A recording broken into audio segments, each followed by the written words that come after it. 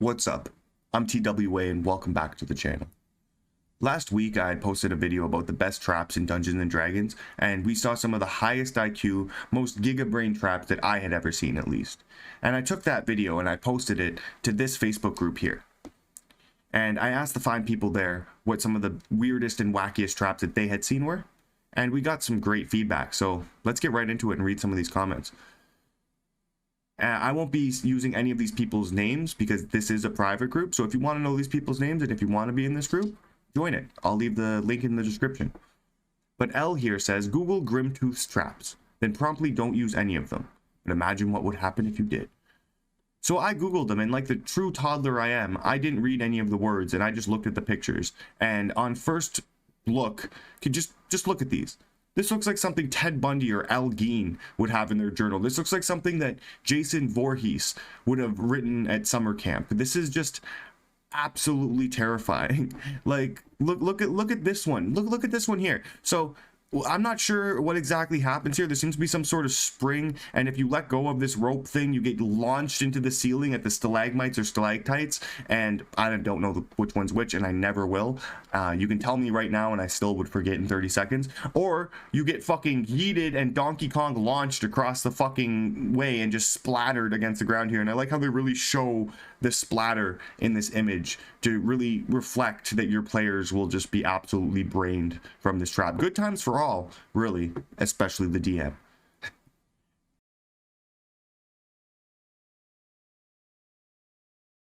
The next comment comes from Q, and he says, I had a huge dungeon that was completely water themed. My player that was playing an Otter was absolutely ecstatic until he got locked in a chamber that was slowly heating up and he had to find his way out before he was boiled alive. You are a monster.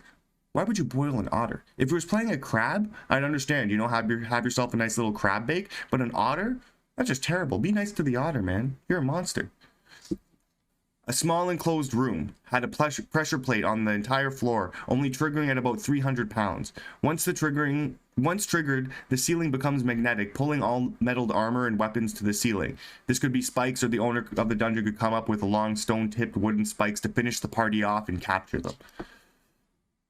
Okay, so it like basically a magnetic ceiling that pulls the entire party up to it. And then Jay here responds with, or have pressure plates on the ceiling cause it to start falling when enough weight is attracted to the ceiling, so they end up crushed by it. So you just be walking along, everybody gets shot up to the ceiling, and then once enough weight is on the ceiling, it just poof, and then crushes the party down. This is just like a reverse pit trap, is it not? It's just a pit trap with extra steps. Why not just have like a weighted door, and then once enough weight is on the door, it falls, and they just all fall. I guess, you know, this fucks all the flying and slow fall, and yeah, you know, I like this. I might use that one. This next one isn't really so much of a trap as it is just a comment. I walked into a pool of mercury and nearly died of poisoning because I thought it was a mirrored floor. Did your DM just tell you there's like a shiny surface and you're like, oh, it looks like a mirrored floor, and you just walked in there? See, I like to do that when I play D&D too. You just full send it. I don't want to be rolling perception checks. Nah, just go.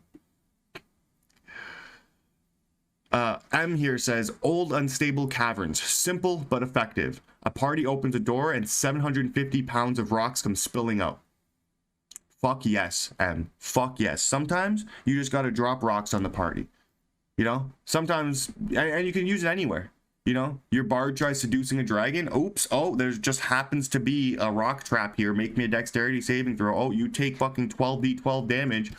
Sorry, bud. And then I got this comment. And I have to say, I had no idea who this person was. So I Googled it. And I saw this image. And I thought, why would it be an anime character? This is strange. Is he making fun of my eccentric green and pink background? What's happening here? And so I messaged my local DJ, and he told me what a trap was in the anime world. And all I really have to say about it is I'm here for it. Stay thirsty, my friends. T here says loot. The answer is loot. The best trap in D&D is loot. Just trap your loot. Just fucking give them a bunch of gold pieces and make each one of those gold pieces an individual mimic with the entire mimic stat block, and then they have to fight 100 mimics at once. Just trap the loot, man. Let's fucking go. N says the clerics are traps, and I'm not sure what that means. Maybe you do, maybe N does. It's cryptic, it's ominous, and I have no idea what it means. D says, I made a trap once where kobolds pushed a massive boulder down a ramp at the PCs, and the only way to avoid it was to jump in the sewer water. That's pretty gross. I don't want to have to jump in sewer water.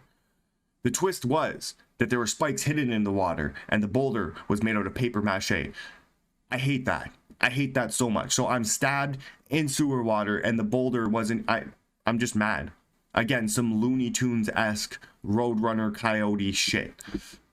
That's a way that, like, Bugs Bunny would get around Elmer Fudd. That's disgusting.